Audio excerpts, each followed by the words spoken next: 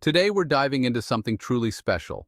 We're talking about growing your own gourmet oyster mushrooms, right in your own home with minimal fuss and maximum fun. Imagine harvesting fresh, delicious mushrooms for your meals. It's easier than you think, and incredibly rewarding. This isn't just about food, it's about connecting with nature. It's about understanding the fascinating life cycle of fungi. Let's embark on this myco adventure together, shall we? You'll be a proud mushroom farmer in no time. Oyster mushrooms are perfect for beginners. They are very forgiving. They grow fast and are incredibly versatile in the kitchen. Think savory stir-fries, hearty soups, or even mushroom jerky. The possibilities are endless once you have a fresh supply. We'll break down every step into easy-to-follow instructions. No complicated science jargon, just practical, hands-on advice. Prepare to be amazed by the power of mycelium. Welcome to the wonderful world of home mushroom cultivation. All right, let's talk about what you'll need for this fungal project. The good news? It's all pretty simple and cost-effective. You don't need a fancy laboratory or expensive equipment. We're keeping things down to earth and practical, always. First up, you'll need a food-grade bucket, around 5 gallons. You can often find these at hardware stores or bakeries. Sometimes bakeries give away their used frosting buckets for free. Just make sure it's clean and hasn't held harsh chemicals. A lid for the bucket is also essential for the process. This will be the cozy home for your mushroom mycelium. Next on our list is the substrate, the food for your fungi. For oyster mushrooms, chopped straw works wonderfully. It's cheap, readily available, and oyster mushrooms love it. You can find straw at feed stores or garden centers. Make sure it's clean and dry, free from any mold. We'll also need oyster mushroom spawn, which is the seed. You can purchase high-quality spawn from reputable suppliers online. A 1-pound bag of spawn is usually enough for a 5-gallon bucket. Let's move on to prepping our bucket for its fungal guests. Now that we've gathered our supplies, let's prepare the bucket. This is where our oyster mushrooms will grow and flourish. So we want to make it a comfortable and suitable environment. First, ensure your 5-gallon bucket is squeaky clean. Wash it thoroughly with soap and water, then rinse well. If it previously held anything other than food, be extra careful. A good scrub removes any residues that might hinder growth. We want a clean slate for our mycelial network to colonize. Next, we need to drill some holes in the bucket. These holes serve two important purposes for our fungi. They provide fresh air exchange, which mushrooms need to breathe, and they allow excess moisture to drain away. Using your drill with a 1/4-inch to 1/2-inch bit, drill holes spaced about 4 to 6 inches apart all around the bucket.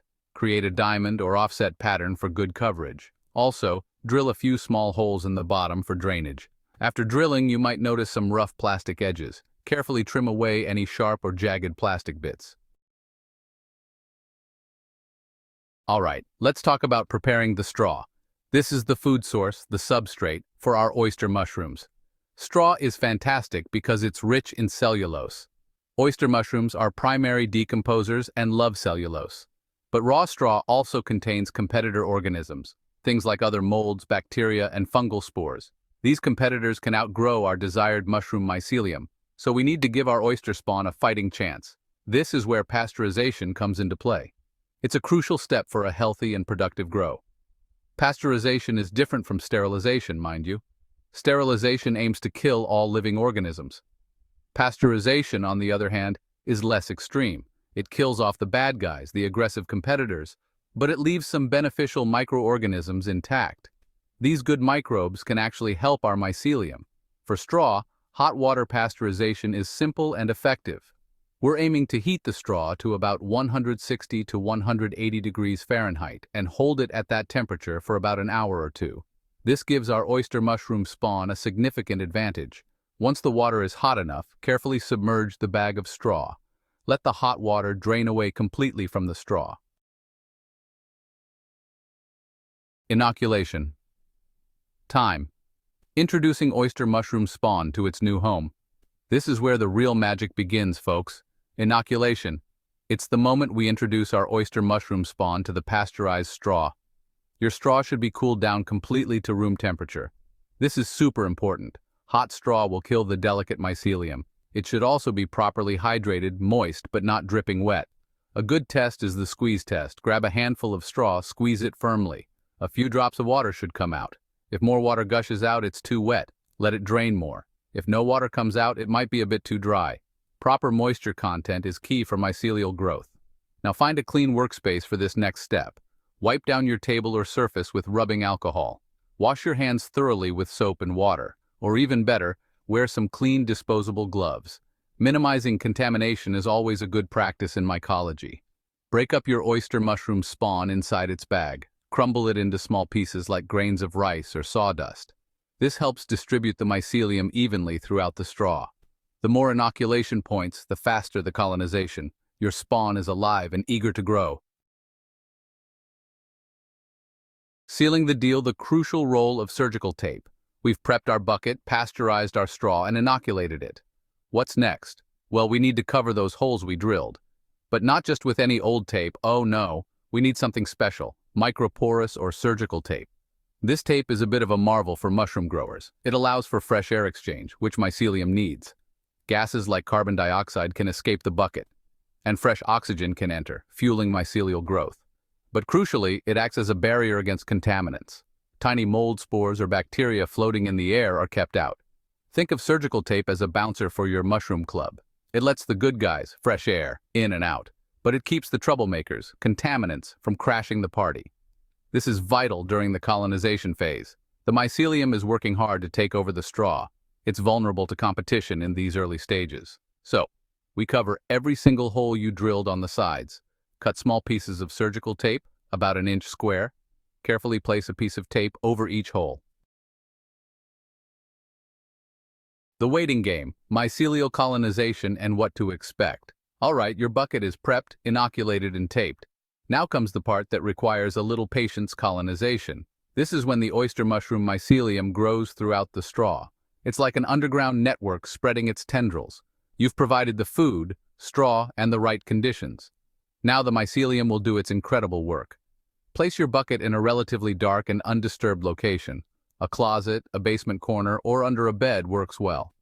The ideal temperature for oyster mycelium colonization is around 70 to 75 degrees Fahrenheit or 21 to 24 degrees Celsius. Avoid direct sunlight and extreme temperature fluctuations. During this phase, you mostly just wait and observe. It typically takes about 2 to 4 weeks for full colonization. The exact time can vary depending on several factors. Things like the spawn quality, temperature, and moisture content. You might be tempted to peek inside the bucket often, but try to resist the urge to open the lid frequently. This can introduce contaminants or disrupt the environment. Trust the process. The mycelium knows what to do. You can, however, look through the holes covered with tape. You should start seeing white, fluffy mycelial growth. Fruiting fun. Coaxing out your beautiful oyster mushrooms. The moment we've all been waiting for is here. Your bucket is fully colonized with beautiful white mycelium. It's time to coax those delicious oyster mushrooms out. This stage is called fruiting or pinning.